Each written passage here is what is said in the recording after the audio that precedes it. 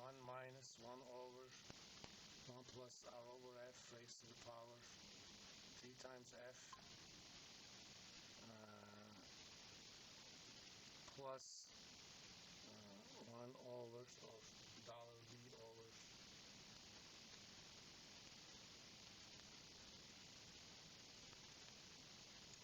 Do we have any argument that this is ugly? In fact, that's very hässlich. Okay, very ugly. Or future value of an annuity is dollar $c r over f times 1 plus r over f 2 times f minus 1 plus dollar $b times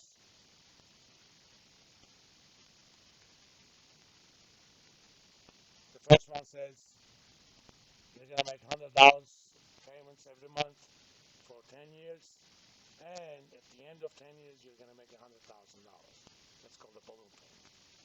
The second one says, and I want to know what's the value of that in today's dollars. The second one says, I'm going to invest $100 every month. I'm going to earn 10% APR for 10 years, but I'm also starting with $10,000. How much money do I have 10 years from now? Okay? We have actually rather nice Excel formulas for these. PVA is there's an Excel function called PV. Okay? The first argument is the rate, so that's R over F. The second argument is the number of periods, T times F. The third argument is payment. I'm going to put a minus dollar $C. That's because whoever wrote this function must have been accountant. They're thinking about inputs and outputs.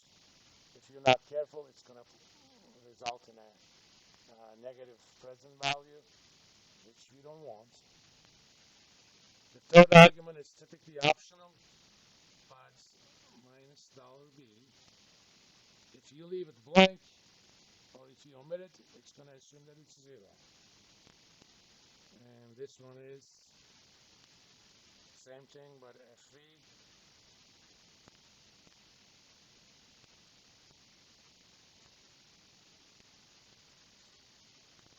And I'm going to use these functions to kind of modify our little secret thingy for present or future value of one-shot payment into present or future value of annuities.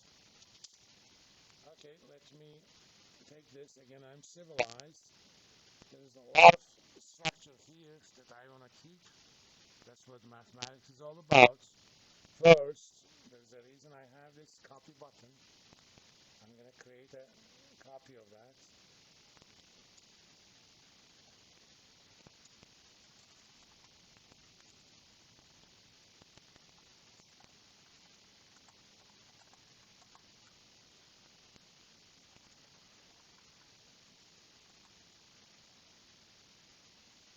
Okay. In addition to these inputs, I'm going to call this, if you're talking about future value, remember, this is about the right-hand side. This thing must be a beginning balance. Let's call it.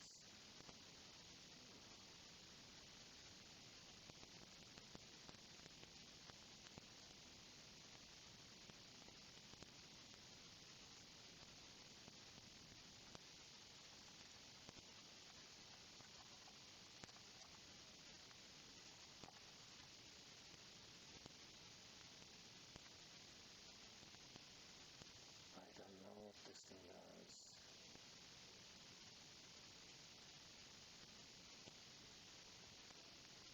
And this happens only in this room, oddly enough.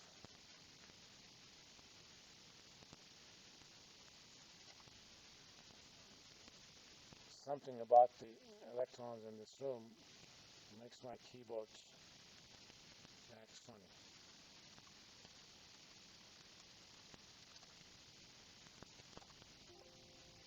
Yeah, yeah.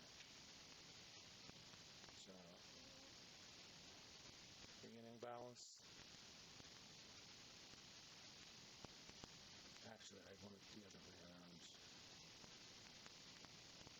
So let's make it 0.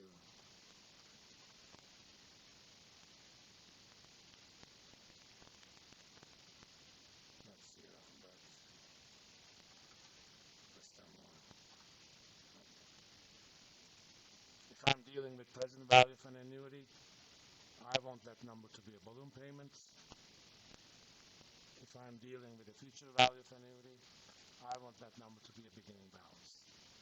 But we have one more input, so I'm going to add an input. That's periodic payment. Okay.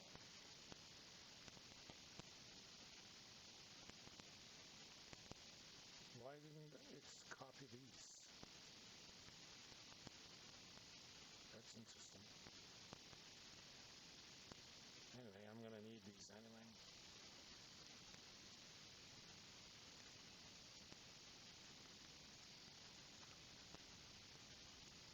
Of course, they're in the wrong places now.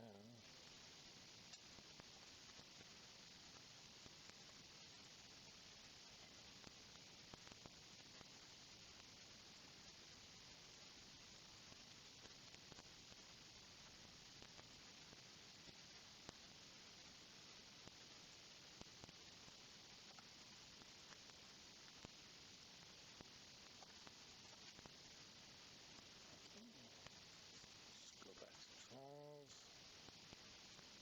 Alright. I'm going to copy the format of that. For now, I'll put $100. Other than that, the setup is exactly the same. I'm just going to have to change that formula, okay? So, if it is a future value,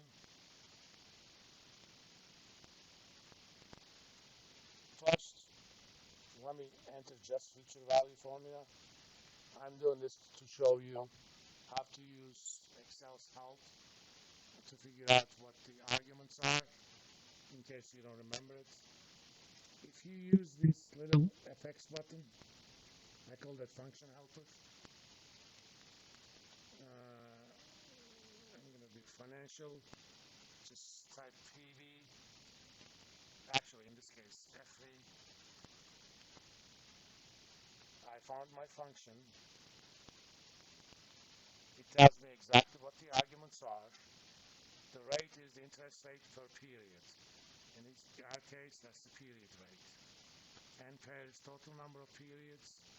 That's here. Payment is the monthly payment, but because of the input-output stuff, I put a negative in front. Or you could put a negative in front of the entire function and make things positive.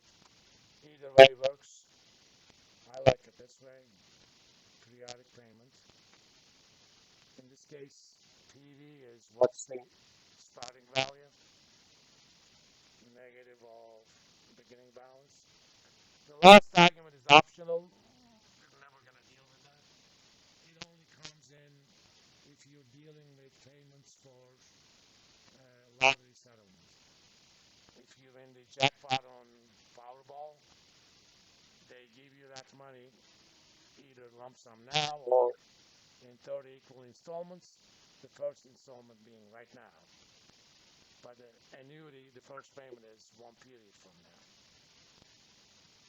That's called the kind of stuff annuity used for lottery is called an annuity due or annuity in arrears. They're relatively rare. If that is the case, just put a one in there, okay? If I put a one, that becomes annuity due. If you omit it, it's just a regular annuity.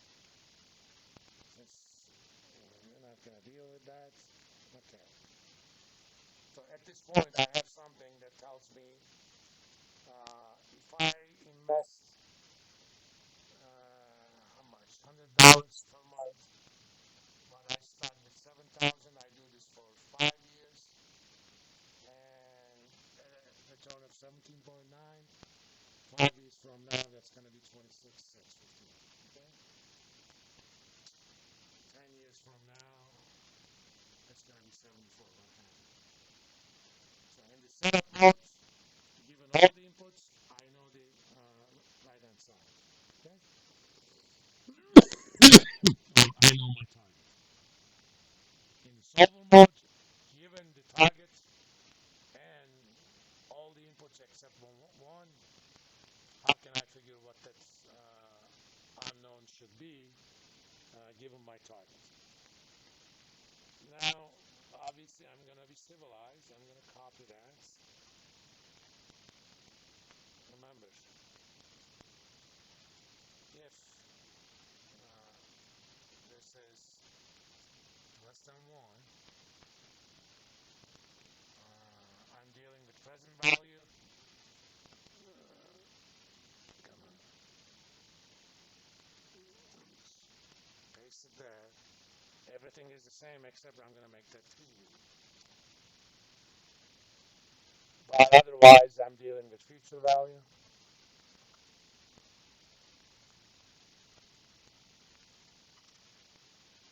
Oh, I haven't apparently done something, right? Why are they still the same?